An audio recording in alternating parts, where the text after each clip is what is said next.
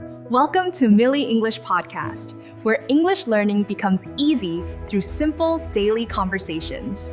Hey everyone, it's Millie here. How are you doing today? I hope you're having a good day, or at least a manageable one. Before we start, let me share my brain weather with you. You know what brain weather is, right? It's like checking the weather outside, but instead, you check what's happening inside your head. Is your mind sunny and clear? Or is it cloudy with too many thoughts? Well, today my brain weather is partly cloudy with moments of sunshine. I woke up with about 17 things on my mind, like my brain had 47 tabs open at the same time. You know that feeling? When your mental browser is so full that everything starts moving slowly? But I made myself a cup of tea, I took 3 deep breaths, and now I'm here with you. And honestly, that already feels like a small win for the day. Now, before we dive into today's topic, I need to tell you something important. This is a B1 level episode. That means the English is simple, natural, and real. I'm not here to impress you with difficult words. I'm here to have a real conversation with you, the way friends talk. So please, relax. Let the English wash over you like warm water. Don't stop and translate every single word. Just listen, feel, and let your brain absorb the language naturally. Today we're talking about something really important. We're already in January 2026, and February is coming fast. I want to share with you the one habit that changed my English learning forever, and honestly, it changed my whole life. This isn't about studying harder or buying another course. It's about one simple, small thing that you can start doing today. So get comfortable. Maybe you're on the bus, maybe you're cooking, maybe you're just lying in bed. Wherever you are, you're in the right place. Let's begin. Let me take you back to a time when I felt completely frazzled about my English learning.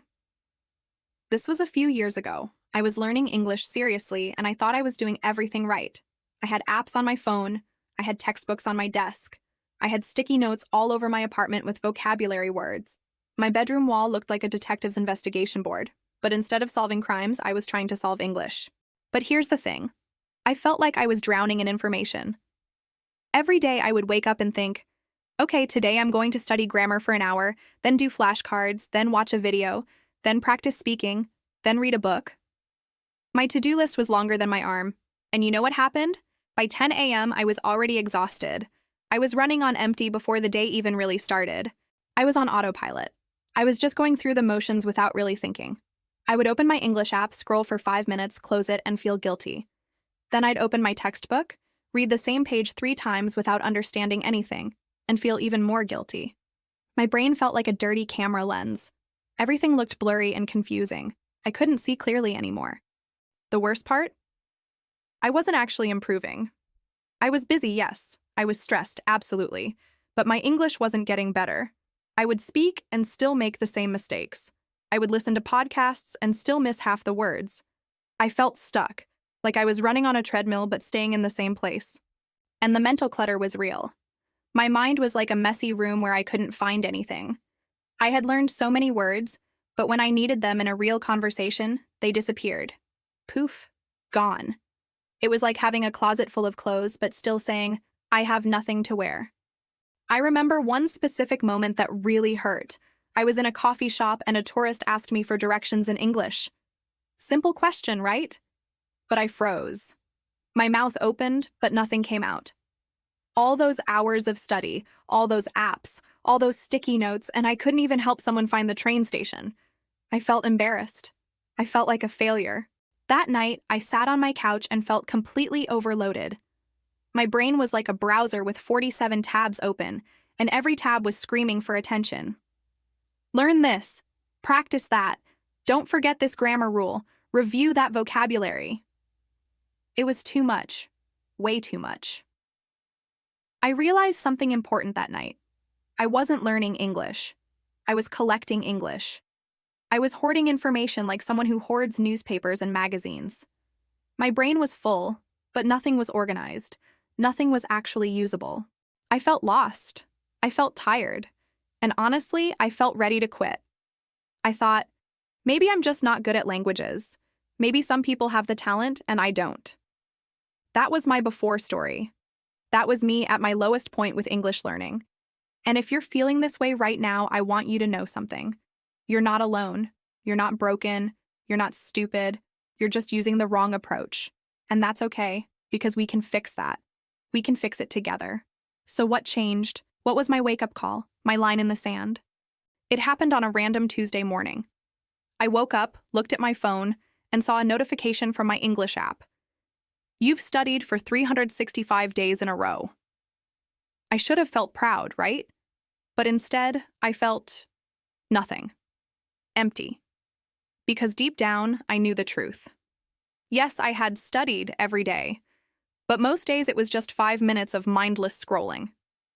I was keeping a streak alive, but I wasn't actually learning. That was my moment.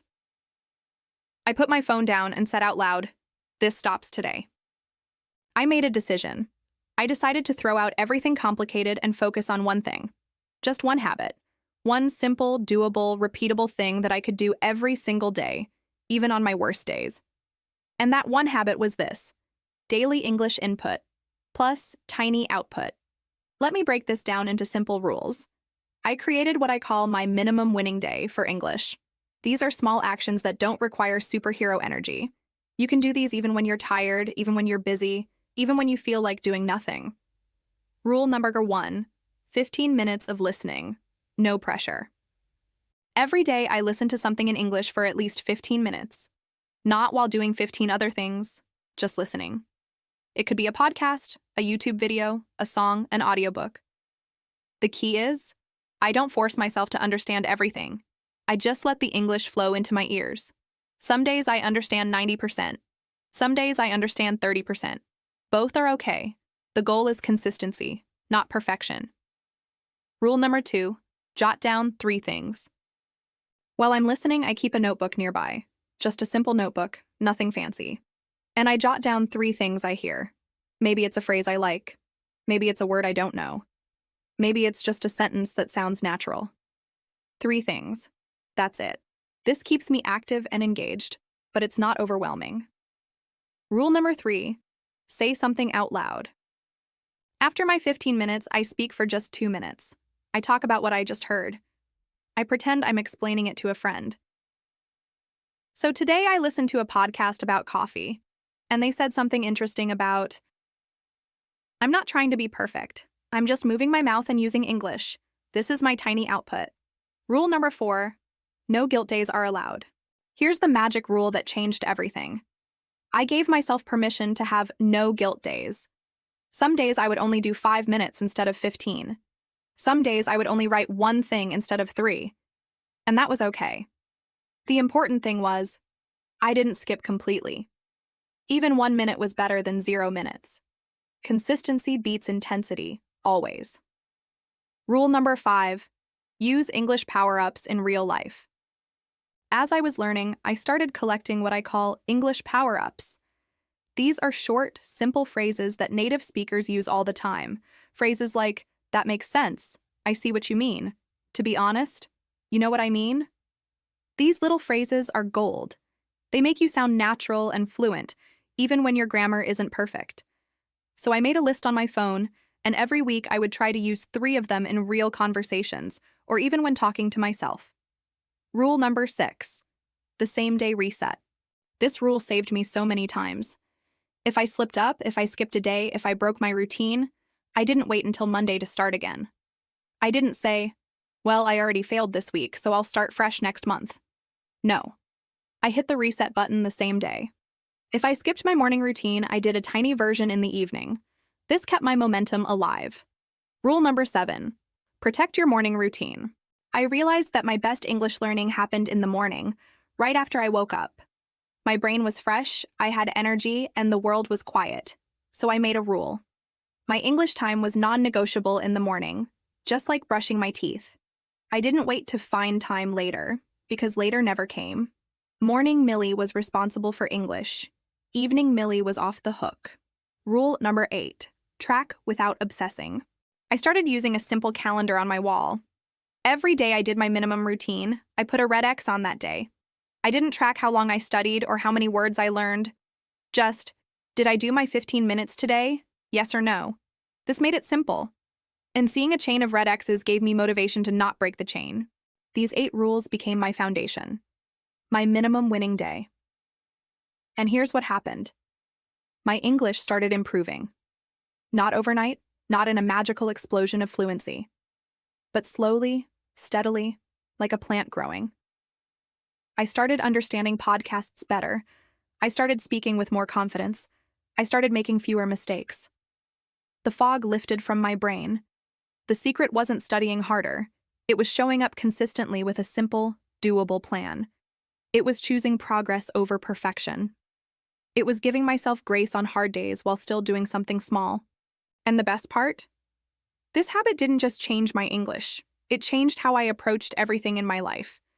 Because once you prove to yourself that you can commit to one small thing every day, you realize you're capable of so much more than you thought. Now, let me be really honest with you. My journey wasn't smooth. It wasn't a straight line going up and up. Real life has potholes. Real life has problems. And I hit plenty of them. There were weeks when I felt sick and couldn't focus on anything. There were days when work was so stressful that I came home and just collapsed on the couch. There were times when I traveled and my whole routine fell apart. Life happened. Because life always happens. And yes, I slipped up. Many times. There were days when I completely forgot about English. Days when I chose to watch Netflix in my own language instead of listening to an English podcast. Days when I felt tired and thought, I'll do double tomorrow. Spoiler, I never did double tomorrow. But here's what I learned. Slipping up is not the same as failing. Falling down is not the same as staying down. The real skill is not being perfect. The real skill is bouncing back. Whenever I had a slip-up day, I would practice what I call the quick restart. I wouldn't beat myself up. I wouldn't say, ugh, I'm so lazy, I'm the worst, I'll never be good at English. That kind of negative self-talk is poison. Instead, I would take a breath and say, okay, today was hard, tomorrow is a new day. What's the smallest thing I can do right now? Sometimes that smallest thing was just listening to one English song before bed. Sometimes it was reading one paragraph of a book. Sometimes it was just looking at my list of English power-ups and repeating 3 of them out loud. It didn't matter how small it was. What mattered was, I didn't let one bad day become a bad week, and I didn't let a bad week become a bad month. I learned to decompress when I needed to give myself rest, to understand that learning English is a marathon, not a sprint. Some days you run fast, some days you walk slowly, some days you sit down and rest. All of it is part of the journey. Resilience isn't about never falling. It's about always getting back up. And every time I got back up, I became a little bit stronger. All right, it's time for our calm word tour. This is where we slow down and look at some of the phrases I use today so they can really stay in your English. I'll explain each one simply and give you 2 examples you can use in real life. 1. Frazzled. This means feeling stressed, tired, and overwhelmed, like your brain is tired and messy. After working 10 hours, I felt completely frazzled. She looked frazzled after dealing with all those customer complaints. 2. On autopilot. Doing something without really thinking, like a robot. You're going through the motions. I was so tired this morning, I drove to work on autopilot. He's been on autopilot at his job for years, just doing the same thing every day. 3. Mental clutter. When your mind feels messy and full of too many thoughts, like a messy room inside your head. I need to meditate to clear some of this mental clutter. Writing in my journal helps reduce mental clutter. 4. Running on empty, having no energy left, like a car with no gas. I've been running on empty all week. I really need a break. She's running on empty after staying up late 3 nights in a row. 5. Line in the sand, a decision point. A moment when you decide, this stops here. I drew a line in the sand and decided to quit my toxic job. That argument was his line in the sand. He decided to end the relationship. 6. Jot down. To write something quickly, not in a careful way, just getting it on paper. Let me jot down your phone number before I forget. I always jot down new words I hear in English. 7. Momentum. The energy that keeps you moving forward, like a ball rolling down a hill. Once I started exercising daily, I had good momentum. Don't break your momentum. Keep going even when it's hard. 8. Decompress, to relax and release stress, like letting air out of a balloon slowly. After a busy week, I need to decompress with a good book. He goes for a walk every evening to decompress.